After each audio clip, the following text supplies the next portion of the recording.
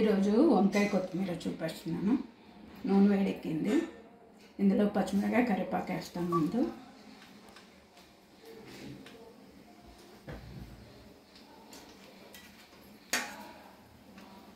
కొంచెం వేడెక్కాలి.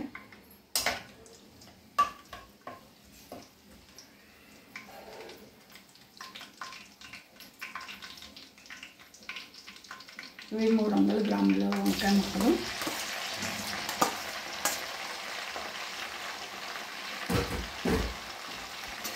వేగుతూ ఉంటాయి. లోపల దీంట్లో కొత్తిమీర రెడీ చేస్తాను. కొత్తిమీర పేస్ట్కి 4 పచ్చిమిరపకాయలు, 2 ఎండుమిరపకాయలు. కలర్ గురించి వేసాను అంతే, ఎండుమిర్చి ఏం లేదు. కొంచెం జీలకర్ర, సాల్ట్, అల్లం వెల్లుల్లిపాయ, అందులో అల్లుల్లిపాయ, అల్లం వెల్లుల్లిపాయలు 4 డబ్బులు, కొంచెం కసూరి మెంతి. బాగుంటుంది కొత్తిమీర పేస్ట్లు వేసుకుంటే, మీ ఇష్టం.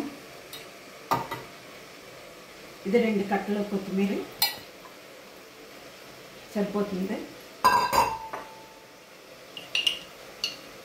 పసుపు, కొంచెం ఇంగువ,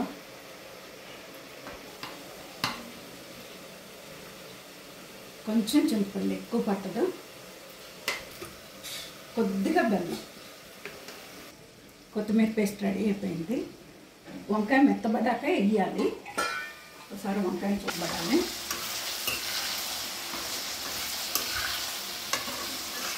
నేను కారం అస్సలు వేయను, దీంట్లో ఉల్లిపాయ కూడా వేయను. ఇలా వండితేనే బాగుంటుంది. ఒకసారి ఇలా ట్రై చేసి చూడండి, చాలా టేస్ట్గా ఉంటుంది.